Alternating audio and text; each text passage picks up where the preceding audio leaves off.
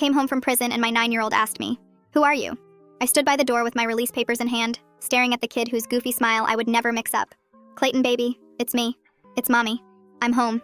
Clayton went pale like he'd seen a ghost. "But Daddy said you died in prison." "What? That's crazy, I'm right here." He backed away into the house, his tears now streaming. No, Mommy's dead.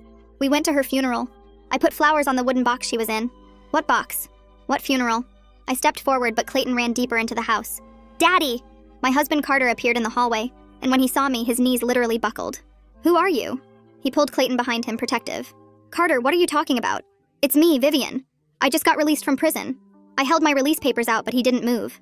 "Vivian died 8 months ago." His voice was breaking. Sewer slide in her cell. The warden called me himself and delivered the goodbye letter. I identified the body. We buried her. My legs felt weak. "That's impossible. I wrote you letters every week. I called when I could. We talked about Clayton's birthday 3 weeks ago." Carter shook his head slowly. "I haven't gotten a letter or call in 8 months.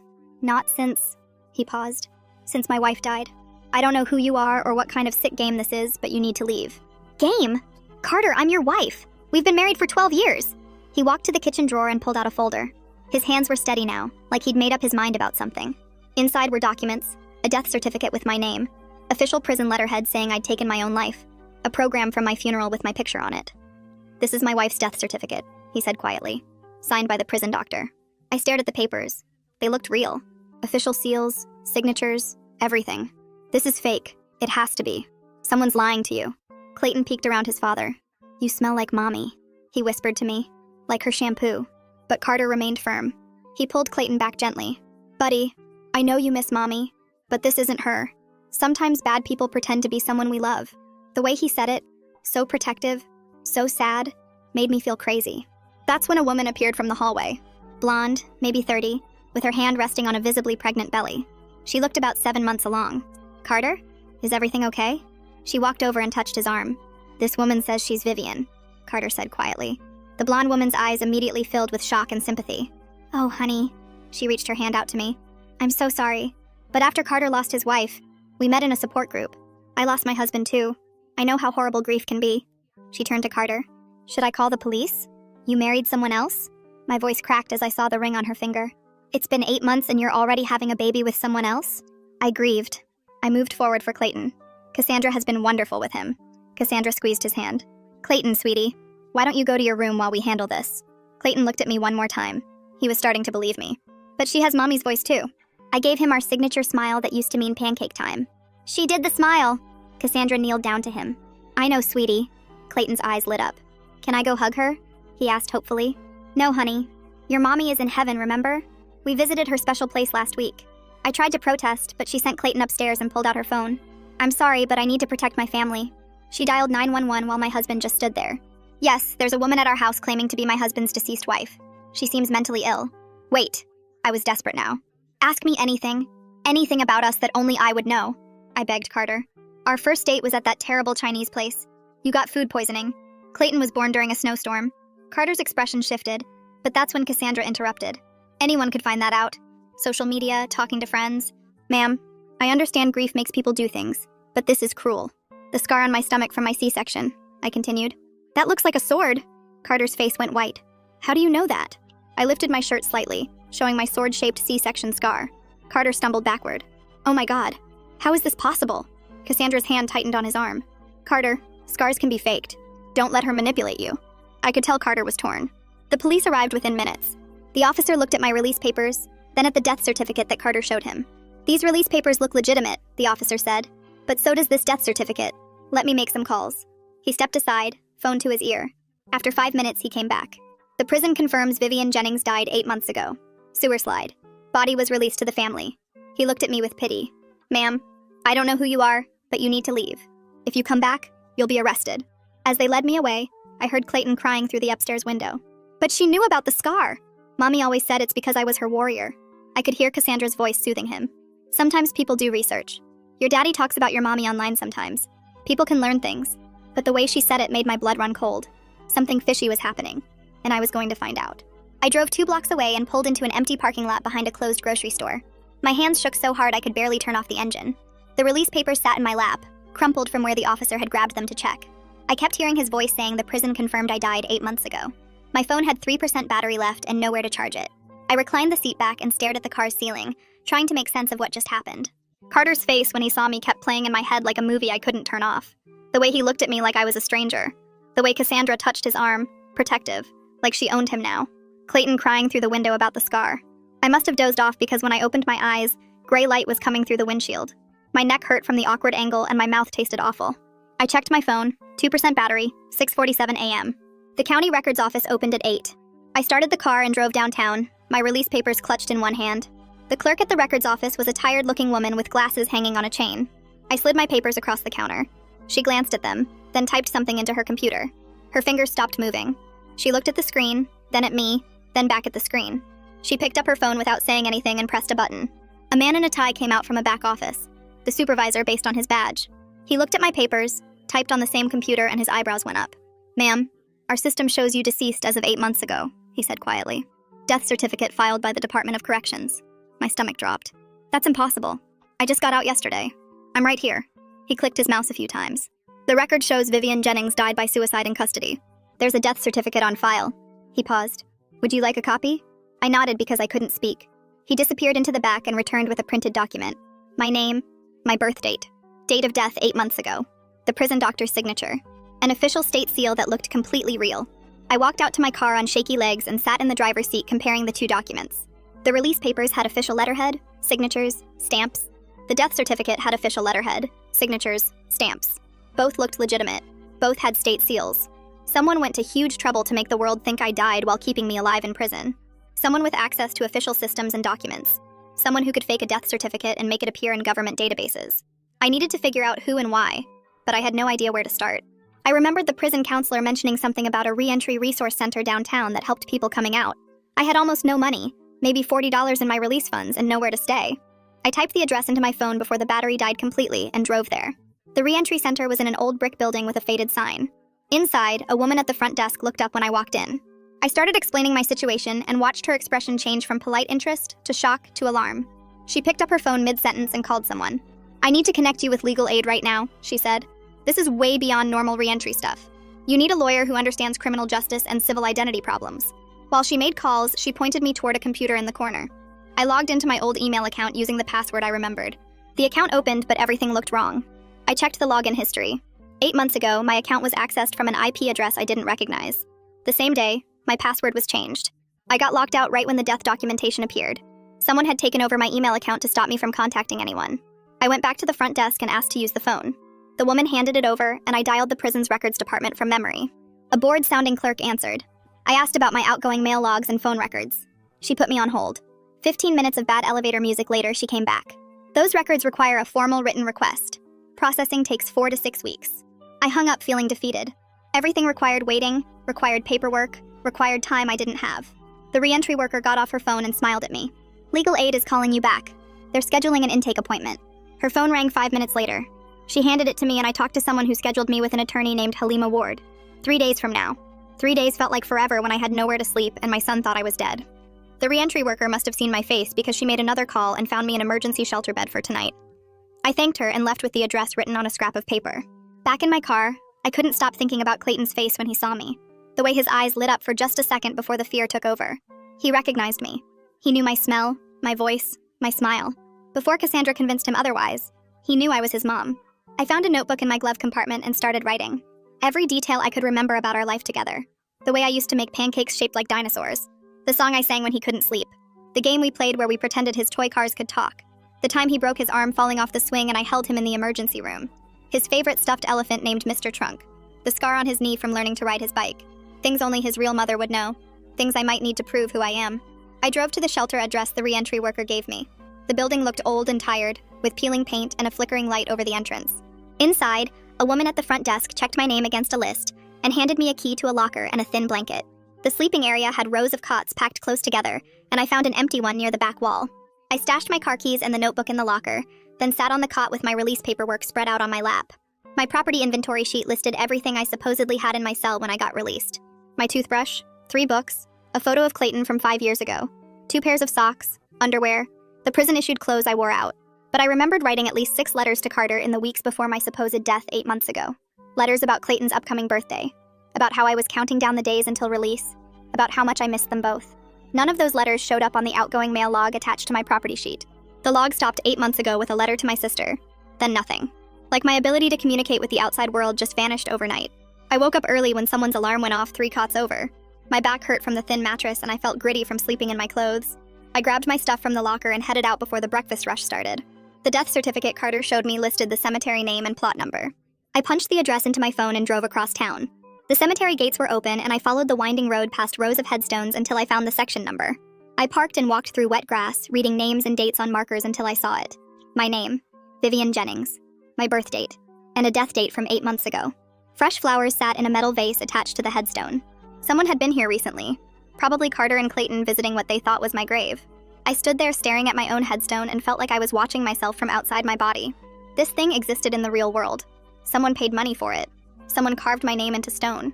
Someone put my supposed body in the ground under this exact spot. The whole thing felt wrong in a way that made my skin crawl. I pulled out my phone and took photos of everything. The headstone from different angles, the flowers, the plot number marker, the funeral home name engraved at the bottom of the stone. Then I walked back to my car and looked up the funeral home address. 3 blocks away. I drove over and parked in their small lot. The building was brick with white columns, trying to look fancy but mostly looking dated. Inside smelled like flowers and carpet cleaner.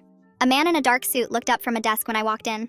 I asked if I could speak to whoever handled arrangements for Vivian Jennings 8 months ago. He looked confused and asked if I was a family member. I told him I was Vivian Jennings and I needed to see the file. His face went pale and he stood up quickly, saying he needed to get the director. A few minutes later, an older man came out and introduced himself as Mick Elliott.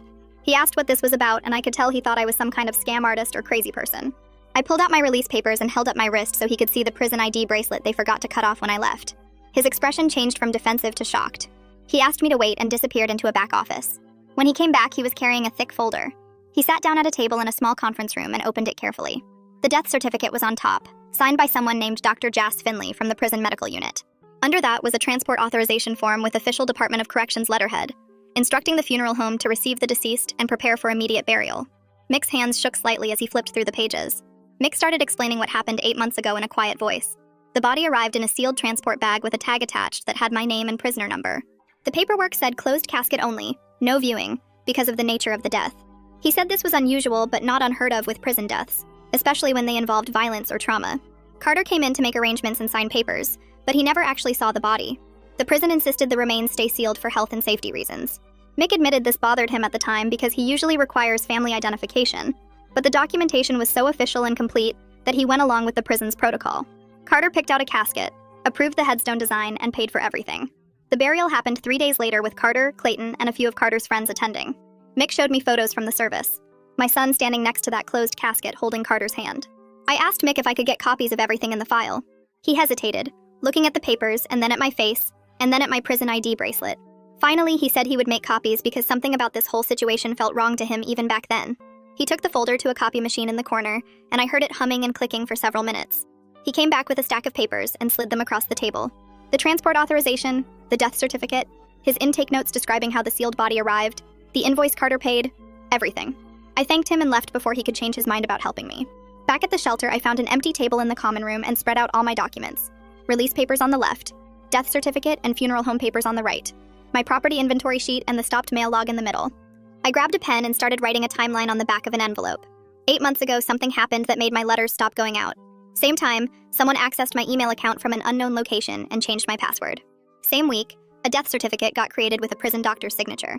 Days later, a sealed body got transported to the funeral home under my name. Carter received official notification. A funeral happened. My family buried someone they thought was me. All of this happened while I was alive in my cell, completely unaware that the outside world thought I was dead. A social worker doing rounds through the shelter stopped at my table and asked if I needed help with anything. I explained I just got released and needed to apply for food stamps and emergency cash assistance. She pulled out some forms and helped me fill them out. When we submitted them online, both applications immediately got flagged with error messages. The state database showed me as deceased. The social worker tried calling the benefits office but got transferred 3 times before giving up. She said I would need to get my legal status resolved before any assistance programs would work. Same thing happened when I tried to get a library card to use their computers. The librarian typed my name and social security number into the system, frowned at her screen and said she couldn't issue a card to someone listed as deceased in the state records. Every system I touched treated me like a ghost. I spent my second night at the shelter writing a long letter to Carter on notebook paper. I explained everything I found out so far. The missing letters on my property inventory, the grave with my name on it, The funeral home file showing a sealed body that no one actually identified. The stopped email account and the timeline of when everything happened. I made copies of my release papers and printed the photos of the grave from my phone at a drugstore. I put it all in an envelope with Carter's name on it. I wanted him to see the evidence in writing, when Cassandra wasn't there to intercept or explain it away. Maybe seeing it all laid out would help him understand that something terrible happened to both of us. The next morning, I looked up Carter's workplace address online. He worked at an insurance company downtown in a big office building. I drove there and went to the mailroom in the lobby, addressing the envelope to Carter's full name and company. The clerk took it without asking questions, and I walked out feeling like I accomplished something small but important. Then I drove to the DMV to try getting a new ID since mine expired while I was in prison. I waited in line for 40 minutes before getting to a window. The clerk typed my information into her computer and her face changed. She called over a supervisor. The supervisor looked at the screen and then at me and said they couldn't issue identification to someone whose records showed them as deceased. I tried explaining about the prison error, but the supervisor just kept saying I needed to resolve my status with the State Vital Records Office first. I left the DMV with nothing, still unable to prove who I was to any official system. The legal aid office was in a rundown building near the courthouse, 3rd floor with no elevator. I climbed the stairs carrying my folder of documents, my legs still shaky from the DMV rejection. The waiting room had plastic chairs and outdated magazines, but the receptionist was kind when I explained I had an appointment with Halima Ward. She led me to a small office where a woman in her 40s sat behind a desk covered in case files. Halima stood up and shook my hand firmly, her grip warm and reassuring in a way that made my throat tight. She gestured to the chair across from her desk and pulled out a yellow legal pad, pen ready. I started talking and couldn't stop, the whole story pouring out while she wrote page after page of notes. She asked specific questions about dates and times, about who I talked to at the prison, about the exact wording on the death certificate. When I got to the part about Clayton recognizing my smell and smile, she looked up from her notes with something sad in her eyes but kept writing. An hour passed, then another, and she never once acted like I was crazy or lying. She'd handled cases where people were wrongly convicted, she told me, but never anything like this where someone got erased from official records while still breathing. The legal pad was half full by the time I finished, and she flipped back through her notes before speaking. We needed to file an emergency petition with the court, she explained, to legally prove my identity and get a protective order so I couldn't be arrested just for existing. Her voice was steady and professional as she laid out the timeline, warning me this could take months and would need solid proof. DNA evidence comparing me to Clayton would be essential, along with testimony from people who knew me before prison. I nodded, trying to absorb everything while she pulled up forms on her computer. The keyboard clicked as she typed, asking me questions about my background and family history. Did I have any living relatives who could provide DNA samples or testimony? My sister lived 3 states away, I told her, but we hadn't spoken since before prison because our relationship was complicated. Halima wrote that down and said complicated relationships were still useful for DNA comparison. She opened a new window on her screen and started listing all the evidence I'd gathered. The release papers with their official stamps and signatures. The funeral home file showing the sealed body transport. The timeline of when my email got locked. My stopped letters that never reached Carter. She typed quickly, organizing everything into categories. But we needed more, she said without looking up from the screen. My complete prison records, including surveillance footage from the day I supposedly died. Medical files showing I was alive and getting treatment. Visitor logs proving I had contact with staff. Phone records showing calls I made. She would file a Freedom of Information Act request for all of it, she told me, her fingers flying across the keyboard as she drafted the document. The request went to the Department of Corrections demanding every piece of paper and video related to my case. While that printed, she opened another document and started writing a letter to the prison warden. Her tone shifted to formal and stern as she typed about preservation of evidence and potential criminal violations. She copied the State Attorney General's office on the letter, she explained, because this situation went beyond normal administrative errors. Someone with access to official systems had deliberately falsified records, and that was a serious crime. The printer hummed as page after page came out, and she signed each one with a flourish before sliding them into envelopes. I watched her work with a strange mix of relief and anxiety building in my chest. Someone was finally taking action instead of just telling me I was wrong or confused. She sealed the envelopes and stacked them in her outbox for mailing, then turned back to me with a small smile. This was just the beginning, she warned, but at least now I had representation and a plan. I left her office an hour later with copies of everything she filed, walking down those 3 flights of stairs with my folder thicker than before. For the first time since showing up at Carter's door, I felt like maybe I could prove what happened to me. The panic and confusion that had been choking me for days loosened just a little bit. I had a lawyer who believed me and knew how to fight bureaucratic systems. Outside on the sidewalk, I checked the time on the shelter's loaner phone they'd given me for emergencies. Still afternoon, with hours before I needed to be back for dinner. I started walking toward the bus stop when a woman approached me, maybe 35 with a messenger bag and a professional but friendly smile. She introduced herself as Kirsten Logan and said she was a journalist who covered criminal justice issues. Someone at the reentry center had mentioned my situation, she explained, and she wanted to hear my story. My stomach clenched with worry about making things worse, about Cassandra seeing my name in the news and using it to keep me from Clayton. But Kirsten kept talking, explaining how media attention often forced bureaucratic systems to move faster because nobody wanted to look incompetent in public. She promised to verify every detail before publishing anything and to protect my privacy as much as possible while still exposing what the prison system did. I studied her face, trying to decide if I could trust her. She pulled out a business card with her name and the newspaper's logo, along with links to articles she'd written about wrongful convictions and prison reform. The articles looked legitimate when I glanced at them on her phone, serious investigations that had led to policy changes. I agreed to talk and we found a coffee shop 2 blocks away where she bought me lunch while I told her everything again. She recorded our conversation on her phone after asking permission and took notes in a spiral notebook covered in coffee stains. 2 hours passed while I laid out the timeline, showed her my documents, explained about the funeral home and the sealed body. Her eyes widened when I showed her mixed file about the transport protocol, and she took photos of every page with her phone's camera. This was highly unusual, she said. Almost unheard of for a body to arrive sealed with no viewing.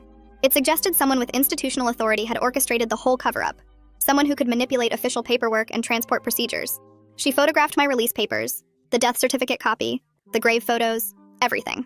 When we finished, she packed up her notes and promised to start making calls to the Department of Corrections. She would request official comment on my case and see how they responded, she told me. Their reaction would tell her a lot about whether this was a simple mistake or something more deliberate. I rode the bus back to the shelter feeling exposed and nervous about what would happen when her article came out. The next afternoon, Kirsten texted me that she'd heard back from the DOC Public Information Office. Their response was brief and bureaucratic, she said, claiming they were looking into the matter but couldn't discuss individual inmate records. That was government speak for internal panic, she explained, because organizations only used that kind of language when they were scrambling to figure out what went wrong. 3 days after I mailed my letter to Carter's workplace, an unknown number called the shelter's loaner phone. I almost didn't answer because I figured it was spam, but something made me pick up. Carter's voice came through shaking and uncertain, asking if we could meet somewhere public to talk. He'd gotten my letter at work, he said, and hadn't been able to think about anything else since reading it. My hands trembled as I agreed to meet him at the same coffee shop where I'd talked to Kirsten. He'd seen all the evidence laid out in writing, away from Cassandra's protective interference, and something had shifted in how he was processing everything. I hung up and sat on my shelter bunk staring at the phone, wondering if this meant he was starting to believe me, or if he just wanted more answers before deciding I was crazy. The coffee shop was nearly empty when I arrived the next afternoon, just a few people with laptops scattered around. Carter was already sitting at a corner table and I could see from across the room that he looked terrible. Dark circles under his eyes, wrinkled shirt, hair sticking up like he'd been running his hands through it all night. The manila folder sat on the table in front of him, thick with papers. I slid into the chair across from him and watched as he opened the folder with shaking hands. He spread the documents across the table between us like he was laying out evidence at a crime scene. Death certificate, funeral program, official prison letters, all of it arranged in neat rows. His voice came out rough when he finally spoke, asking me how any of this could be real if I was sitting right here in front of him. I pulled out my own papers, the release documents with their official stamps and signatures. I walked him through everything I knew, pointing to dates on my paperwork, showing him the timeline of when my letters and calls should have reached him. He stared at the papers for a long time before admitting something that made my chest tight. He said it had seemed strange when my letters and calls suddenly stopped coming, but the prison counselor told him I was withdrawing emotionally before the suicide. That's what they told him, that I was pulling away from everyone, getting ready to do it. The counselor made it sound normal, like a pattern they'd seen before. Carter's hands were still shaking as he reached for his phone. He scrolled through his messages and turned the screen toward me.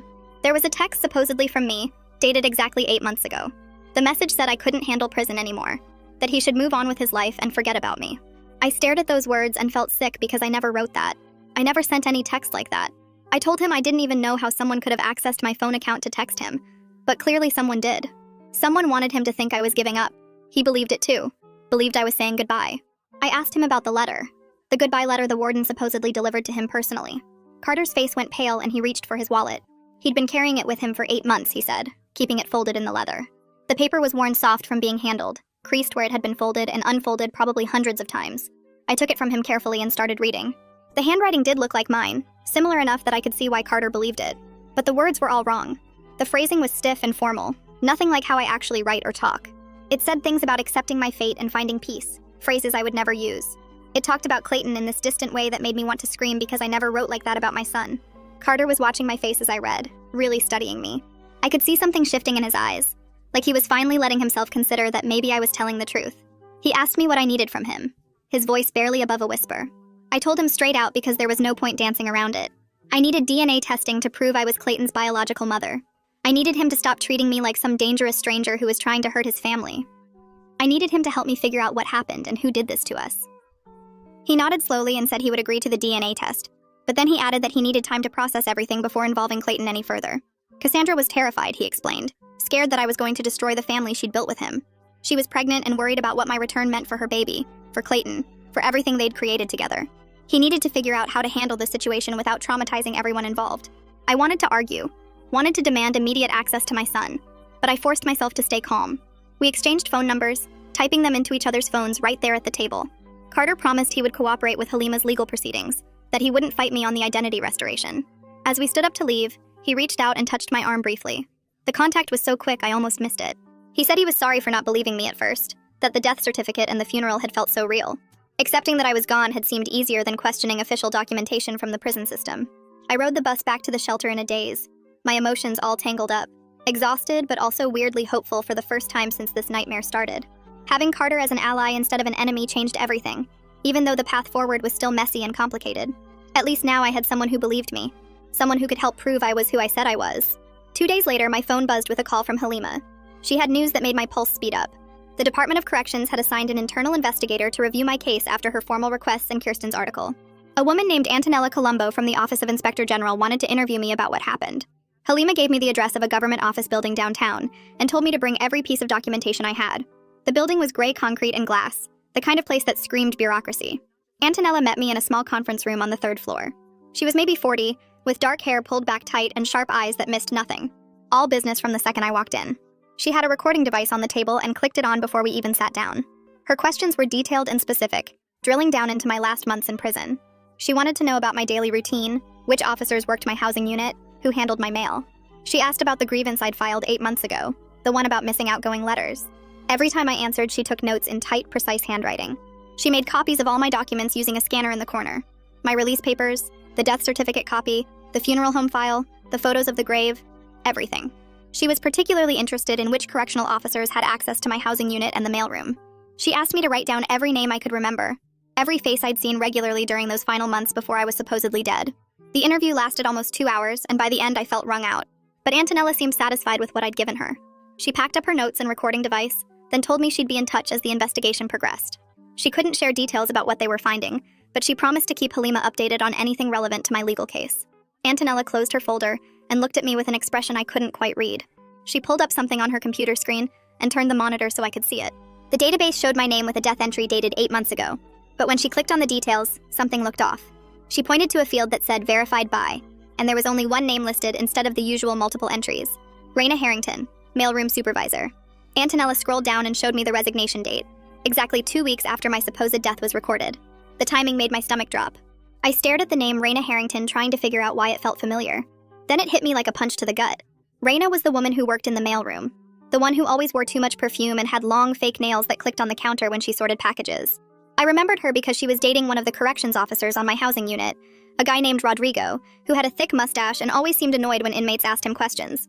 I never had any major problems with either of them, just the usual prison staff attitude where they treated you like you were invisible or stupid. But 8 months ago, I did file a grievance. I had written 3 letters to Carter in 1 week because Clayton's birthday was coming up, and I wanted to make sure at least one got through. None of them ever made it to him. When I asked Raina about it, she got defensive and told me the mail system was backed up and sometimes letters got lost. I filed the grievance through the official process, documenting the dates I'd given her the letters and the fact that Carter never received them. The grievance went to her supervisor, and I never heard anything back about it. 2 weeks later, my outgoing mail privileges got suspended for some bogus rule violation I didn't even commit. Antonella was watching my face as I remembered all this. She handed me a yellow legal pad and a pen, and asked me to write down everything I could recall about that grievance. Every detail about the missing letters, every interaction with Raina, anything I remembered about Rodrigo or other staff members who might have been involved. She said she couldn't tell me specifics about the investigation because it was ongoing, but she confirmed they were looking into whether staff members falsified records to cover up mail theft or other types of misconduct. I started writing and the words just poured out. I wrote about how Raina always seemed rushed when I brought her outgoing mail, how she would toss the envelopes into a bin without really looking at them. I wrote about the grievance form I'd filled out, and how the response I got back was just a form letter saying my complaint had been reviewed and found to have no merit. I wrote about Rodrigo, and how he started giving me weird looks after I filed the grievance, like he knew something I didn't. I wrote about how my mail privileges got suspended right after that, and how I had to go through this whole appeal process just to be able to write to my family again. By the time I got my privileges back, Carter had stopped responding to my letters anyway. I thought he was mad at me or had given up on our marriage. I never imagined someone was literally making me disappear from the system. The pen shook in my hand as I kept writing. Antonella let me take my time, not rushing me, just occasionally nodding when I looked up. When I finally finished, I had filled 4 pages front and back with everything I could remember. She took the pages and read through them carefully, making notes on a separate pad. Then she looked at me with a serious expression and told me something that made my blood run cold. She said if Reina and Rodrigo were involved in this, I needed to stay far away from them. She said confronting them directly could mess up the investigation and potentially put me in danger. She said people who would go this far to cover up their crimes might do worse if they felt threatened. I promised her I wouldn't try to contact them, but inside I was screaming. These people had stolen my life, erased my identity, made my husband think I was dead, all to hide the fact that they were stealing mail. The thought made me want to throw up right there in her office. Antonella walked me out and told me she'd be in touch as the investigation moved forward. She reminded me one more time not to do anything stupid like trying to find Reina or Rodrigo on my own. I nodded and left the building feeling like I might collapse. Back at the shelter, I couldn't focus on anything. I kept thinking about Reina's clicking nails and Rodrigo's mustache and how these 2 random people had destroyed everything. That evening, my phone buzzed with a text from Kirsten. Her article had just gone live. I clicked the link and there it was, the headline reading, "Woman declared dead by prison system fights to reclaim her life." She had written it carefully, focusing on the documents and the systemic failures rather than making it sound like some crazy drama. She included quotes from my interview, photos of my release papers next to the death certificate, and questions about how the prison system could lose track of a living person. The article was good, really good, and I felt grateful that someone was telling my story the right way. Within an hour, the article started getting shared on social media. I watched the comments pile up on my phone screen. Most people were outraged, saying things like, "How does this even happen?" And "The system is so broken," and "This poor woman." Some people were skeptical though, saying I was probably a con artist or mentally ill, that there had to be some reasonable explanation. But the supportive comments outnumbered the negative ones by a lot. People were sharing the article and tagging news organizations and government officials.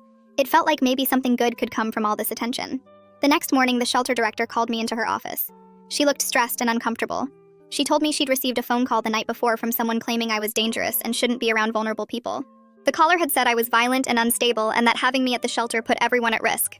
The director said she didn't believe any of it, that I'd been nothing but quiet and respectful since I arrived. But she had to take the threat seriously because of liability issues and the safety of the other residents. She was really sorry, but she needed me to find somewhere else to stay. I felt like I'd been punched in the stomach. I gathered my few belongings and called Halima from outside the shelter. She sounded angry when I told her what happened. Angry at whoever made that call, not at me. She said she had some emergency legal aid funds she could use to get me into a cheap motel for a few weeks while we worked on more permanent housing. 2 hours later, I was checking into a rundown motel on the edge of town. The room smelled like cigarettes and cleaning chemicals. The bedspread had stains I didn't want to think about, and the TV only got 3 channels. But it had a door that locked and no one could tell me to leave. After weeks of the shelter's chaos and years of prison's constant noise and surveillance, having a private space felt like the biggest luxury in the world. I sat on the bed and just breathed for a few minutes, letting the silence sink in. My phone buzzed with a text from Carter. He said Cassandra had seen Kirsten's article and was really upset. She was worried that all the media attention would bring chaos into Clayton's life, that reporters might show up at the house or at his school. He asked if I could avoid doing any more publicity until the legal stuff got sorted out. I texted back that I understood and would hold off on any follow-up interviews. I didn't tell him that Kirsten had already asked me about doing more coverage. I didn't want to make things worse between him and Cassandra. 2 days later, Halima called with news. The court had scheduled a hearing on her emergency petition for 2 weeks from now. She said we needed to spend that time gathering as much evidence as possible. We needed the DNA results comparing me to Clayton. We needed my complete prison records showing I was alive when I was supposedly dead. We needed testimony from people who knew me before I went to prison. She rattled off a whole list of things we had to pull together, and I wrote them all down on the motel notepad. 2 weeks suddenly felt like no time at all to prove I existed. The first thing on Halima's list was contacting my sister. I hadn't talked to Rachel in almost 4 years, not since before I went to prison when we had a huge fight about money I borrowed and never paid back. I sat on the motel bed staring at my phone for 10 minutes before I finally called her number. She answered on the 3rd ring. Her voice sounded older, tired. I told her it was me, and she went completely silent for like 30 seconds. Then she started crying and asking how this was possible because she got a letter 8 months ago from the prison chaplain saying I died. The letter had official prison letterhead and everything. She said she felt terrible for not coming to the funeral, but she was broke and lived 3 states away, and our relationship had been so bad. I told her the whole story about the fake death certificate and Carter remarrying and Clayton thinking I was dead. Rachel kept saying she should have known something was wrong, that she should have called the prison to verify, but she just assumed prison officials wouldn't lie about someone dying. I asked if she still had the chaplain's letter, and she said yes. She kept it in a box with old family photos. She promised to scan it and email it to me right away. Then I asked the hard part, if she would give a DNA sample to prove we were sisters and maybe testify in court about our family history. Rachel agreed immediately. She said she wanted to help fix this mess, and she was sorry for not being there when I needed her. We talked for almost an hour, catching up on everything that happened in the years we didn't speak. She told me about her kids getting bigger, and her divorce, and her new job at a grocery store. It felt good to have family on my side again, even family I'd been mad at for years. After we hung up, Rachel's email came through with a scan of the chaplain's letter. It looked just as official as all the other fake documents, with the prison logo and a signature from someone named Chaplain Zion. I forwarded it to Halima right away. 3 days later, Halima called to say she'd arranged everything with a state lab for DNA testing. The appointment was set for the next morning at 9 a.m. Carter agreed to bring Clayton, and Rachel was driving in from out of state to give her sample too. That night, I barely slept, thinking about seeing Clayton again in that clinical setting. The lab was in a medical building downtown, all white walls and fluorescent lights that made everything look cold and harsh. I got there early and sat in the waiting room until Carter arrived with Clayton. My son looked so small walking through those glass doors, holding his dad's hand. He was wearing his favorite blue shirt with dinosaurs on it, the one I bought him for his 7th birthday. When Clayton saw me sitting there, he stopped walking and just stared. I smiled at him but didn't say anything because Halima warned me the court's temporary order meant no contact during the appointment. The lab tech called us back to a room with 3 chairs and a metal table covered in supplies. She explained the process to Clayton in a nice voice, telling him it would just be a quick swab inside his cheek and it wouldn't hurt at all. Clayton kept looking at me while she talked, like he was trying to figure something out. Carter stood behind him with his hands on Clayton's shoulders, protective. The tech did my sample first, rubbing the swab along the inside of my cheek for 30 seconds. Then she did Clayton's sample while he sat very still and brave. I watched my son's face the whole time, memorizing every detail because I didn't know when I'd see him again. His eyes were exactly like mine, dark brown with little gold flecks. He had a small scar on his chin from when he fell off his bike at age 5. I wanted so badly to reach out and touch him, to pull him into my arms and never let go, but I just sat there with my hands folded in my lap. After the tech finished with Clayton, she labeled all the tubes with numbers and barcodes. Carter told Clayton they could leave now, and Clayton asked in a quiet voice if he could say something to me. Carter looked uncomfortable but nodded. Clayton turned to me and said I really did smell like his mommy, and that confused him. Then Carter guided him out of the room before I could respond. I sat there for another 20 minutes waiting for Rachel to arrive. When she finally showed up, we hugged for a long time in the waiting room. She looked different, older and thinner, but her eyes were the same. The tech took Rachel's sample, and then told us the results would take 10 days with the expedited processing Halima requested. 10 days felt like forever when I knew the science would prove what I already knew, that I was Clayton's mother, and I never died in that prison cell. I spent those 10 days in the motel room mostly, watching terrible TV and trying not to go crazy with waiting. On day 6, Antonella called with new information from her investigation. She said the prison's surveillance system showed me alive and walking around my housing unit on the exact date I supposedly died. The cameras captured me in the day room, in the chow hall, in my cell. She also interviewed other women from my unit, and they all confirmed I was there that whole week, very much alive. Multiple people remembered seeing me and talking to me on the day the death certificate said I killed myself. Antonella's voice got more serious when she told me the next part. She found another inmate death that happened 3 days before my supposed death. A woman named Jazz who died of a heart attack or something medical. Jazz had no family, so her body was released to the county for burial in the prison cemetery, where inmates with nobody go. But here's the disturbing part. The timing of Jazz's death and my fake death lined up too perfectly to be a coincidence. Antonella thought someone might have switched our identities in the prison records, declaring me dead and having Jazz's body buried under my name. I felt sick hearing this, thinking about some poor woman buried in a grave with my name on the headstone. Antonella explained her theory about why this happened. If Reina and Rodrigo were stealing mail like I suspected, and if my grievance 8 months ago could have exposed them, they might have seen Jazz's death as an opportunity. By declaring me dead in the system, they could make any complaints I filed disappear as clerical errors. With me officially deceased, Carter would stop asking questions about missing letters. I'd be trapped in this bureaucratic nightmare even after my release date. The whole theory made horrible sense in a way that made me want to throw up. They declared me dead and buried someone else under my name just to cover up stealing mail and whatever other shady stuff they were doing. Carter would stop calling the prison asking why his wife wasn't writing back. Any grievances I filed would get dismissed because dead inmates don't file complaints. I asked Antonella what would happen to Reina and Rodrigo if she proved this theory true. She said they could face federal charges for falsifying government documents, mail fraud, and civil rights violations. The prison administration could also face huge liability for failing to catch such a massive error in their system. Federal investigators might get involved. People could lose their jobs. There might be lawsuits. Antonella told me she was building a strong case but needed more evidence before bringing charges. She was tracking down the transport records for Jazz's body and interviewing more staff members who worked in the mailroom. Everything was moving forward, she said, but these investigations take time. I thanked her and hung up, feeling angry and validated at the same time. Angry that people would destroy my life just to hide their crimes. Validated that someone in authority finally believed my story and was working to prove it. 5 days before the court hearing, Halima called my motel room at 8 in the morning. The DNA results were back from the state lab. She read the numbers to me over the phone. 99.97% probability that I was Clayton's biological mother. My sister's DNA confirmed we were siblings. The lab had no doubt about my identity. Halima said she was filing the results with the court within the hour and sending copies to Carter's lawyer and the state attorney. I sat on the motel bed after hanging up, staring at the printed email confirmation she sent to the business center downstairs. Science proved what I already knew. but seeing those numbers made it real in a way that felt different. My phone rang again 2 hours later. Carter's name showed on the screen. I answered and heard him crying before he said anything. He kept apologizing, saying he didn't know how to process that he buried someone else while I was still alive. His voice broke when he asked if we could meet again to talk about telling Clayton the truth. I said yes immediately. We agreed to meet at the same coffee shop the next morning. I spent the rest of the day pacing the motel room, thinking about seeing Carter again now that he finally believed me completely. The next morning I got to the coffee shop early and sat in the same booth we used before. Carter arrived 10 minutes later carrying a manila envelope. He looked like he hadn't slept much. He sat down across from me and slid the envelope over. Inside were printed photos from Clayton's 8th birthday party that happened 3 months ago. A birthday I missed because everyone thought I was dead. I looked through the pictures one by one. Clayton wearing a superhero cape, blowing out candles on a Batman cake, opening presents in our living room that now belonged to Cassandra too. Seeing my son's face in those moments, I should have been part of, made me want to scream. Carter watched me look at the photos and started talking. He explained that Cassandra was struggling hard with the reality that I was alive. She built a whole family with him believing I was gone forever. Now she was 7 months pregnant and scared about what my return meant for her marriage and her baby's future. I understood why she felt that way, but it didn't change anything about what I needed. I told Carter I didn't want to destroy his new family, but I also wouldn't be erased from Clayton's life anymore. We needed to figure out a way for everyone to exist together, even if it was messy and uncomfortable, because Clayton deserved to know his real mother. Carter nodded and suggested we start with supervised visitation once the court officially restored my identity.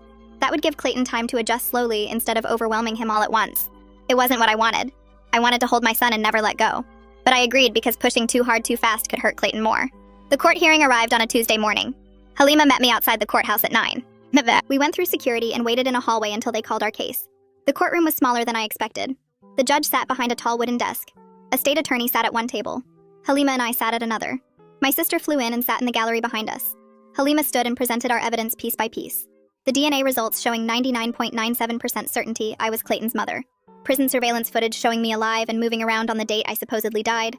The funeral home file that Mick provided showing the sealed body transport and irregular identification process. Antonella's investigation findings about Reina and the suspicious timing of everything. My sister's testimony about our family history and the fake letter she received about my death. The state attorney stood up when Halima finished. He said the state didn't contest the facts and agreed that my identity should be restored immediately. The judge looked at all the paperwork spread across her desk. She asked me to stand and state my name for the record. I said my name out loud in that courtroom. Vivian Jennings. The judge issued her order right there. She declared that I was alive. The death certificate was issued in error. All state agencies must correct their records immediately. She also granted a temporary visitation order allowing supervised contact with Clayton, while a full custody evaluation got scheduled. Walking out of the courthouse with legal proof that I existed felt strange after weeks of being treated like a ghost. Halima hugged me on the steps outside. She said this was just the beginning. We still had to pursue accountability for what happened and figure out permanent custody arrangements. But at least now I was officially alive again, and Clayton's legal mother in the eyes of the law. That's everything I had for you today. I always try to make sure you leave with something useful, not just a story. If it gave you an idea or a little clarity, then it did its job. Subscribe so you don't miss the next one.